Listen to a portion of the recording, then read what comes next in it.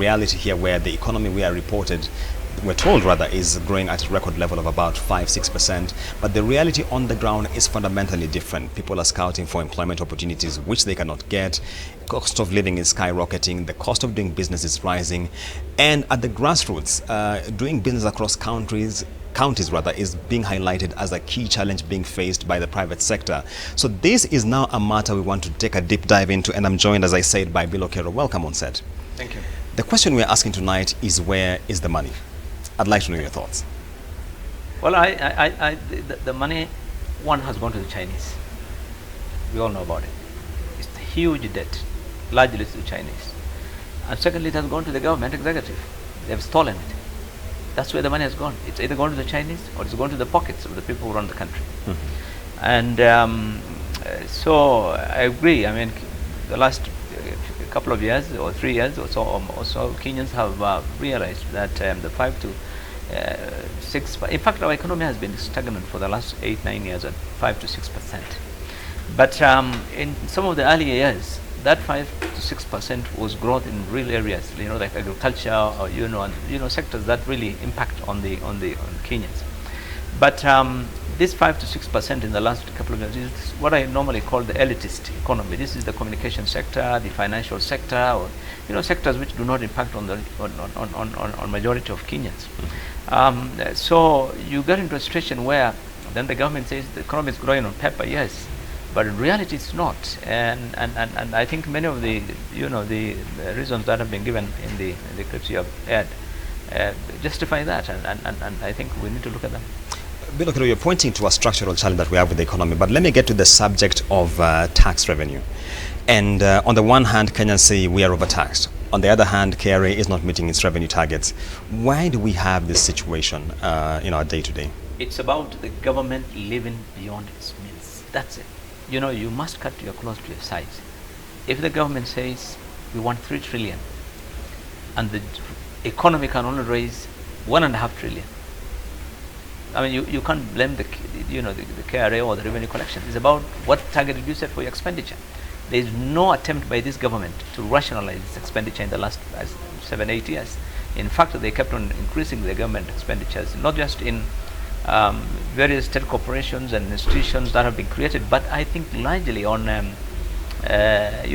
what happened is that when government is not reducing in size, and every day you've seen people being recruited, the government has been really expanding in size and getting into some of those activities which don't necessarily result in revenue generation. For example, when this SGR story came up, the argument of the government is that we need to invest in this infrastructure so that in the long term we'll get higher revenue flows. That has not realized, that has not materialized. In fact, it's the opposite has happened in not only on the SGR but in many of these huge investments that have been made on infrastructure for the last 10 years. There hasn't been corresponding return, and I think there's a study that has been done by Parliamentary Budget Office that critically revealed that problem. So then what happens is that all that money you're putting into that infrastructure is largely borrowed. Okay. For example, last year our total development expenditure, national government, was 390 billion from ordinary revenue, the revenue that we generate. The rest, about 250 billion, was coming from loans. So what happens is that you borrow and spend. Budgets used to be very interesting when ministers or the government used to struggle to try and balance based on the fiscal policies, try and look at taxation, try and look for revenue generation and balance with expenditure. Now you don't. Now you set your expenditure, I want 3 trillion. But Billow, if I could hold you then really in defense of the National Treasury, and not that I hold brief for them, supplementary budget one last year scaled down the revenue projections, tried to scale down expenditure. If you look at the budget policy statement which has just been tabled, there's a proposal 100 billion shilling slash on expenditure. Don't you think the fiscal consolidation agenda, there's an effort towards it? No. Look at our budgeting system.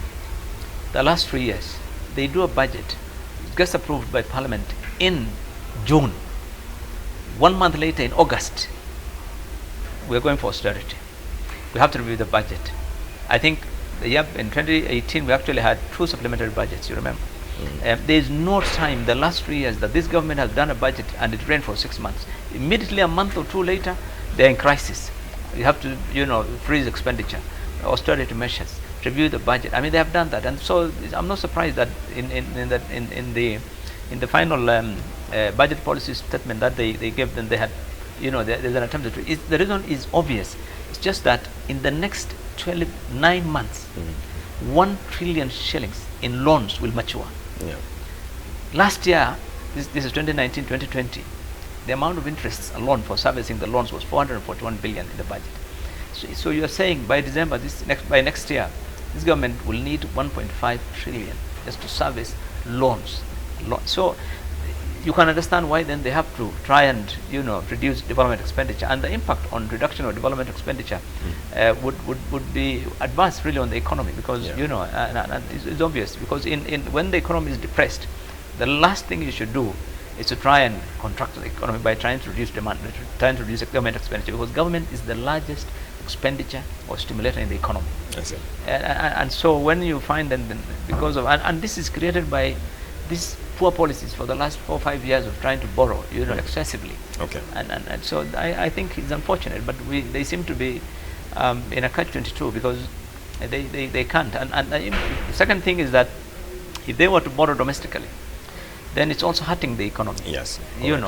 Significantly. So this is why I understand that they have to try and reduce. But even then, it's really very marginal. I mean, this government's expenditure is 2.8 trillion. Okay. And our revenues estimated next year, for next financial year, is 1.8. Still, there's a gap of 1 trillion. I mean, we're still living way beyond our means. Beyond our means. Yeah. And my final bit, just to get to the tail end really, very briefly, when you look at the private sector, to its defense, the government will tell us, okay, fine, we got the rate cap repealed. We're seeing credit uptake by the private sector is ticking up. What's your assessment of the situation? You see, the private sector has serious challenges. For example, when we look at our private sector, the largest aspect of it is really in the manufacturing.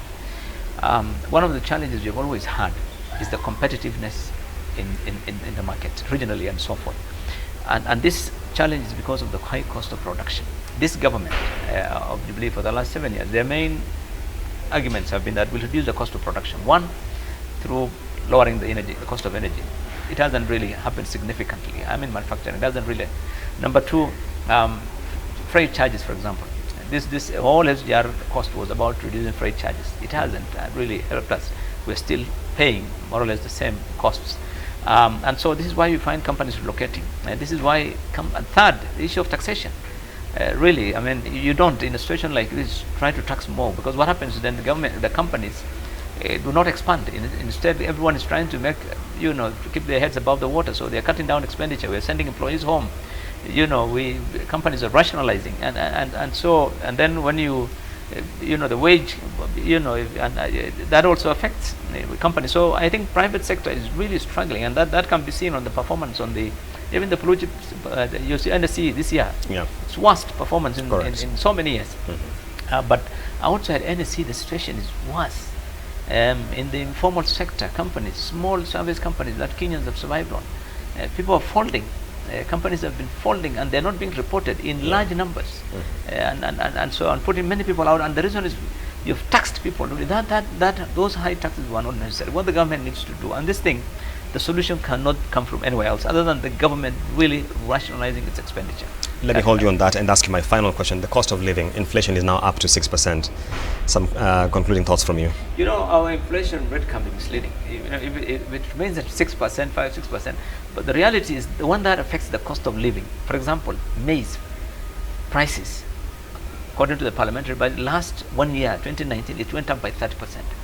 But you don't see it. When you look at the 5, it went between 5 to 6%.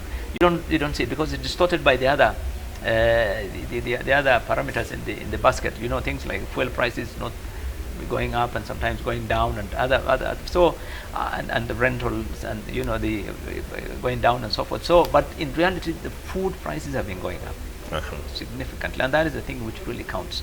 And others, things like medical, things like schools. Those are the things which really are hurting Kenyans most, and they've really been going up. I see. Yeah. All right. And thank you very much. We've been having our conversation with the former chairperson of the Senate Finance Committee, Billow Kerrow, taking a deep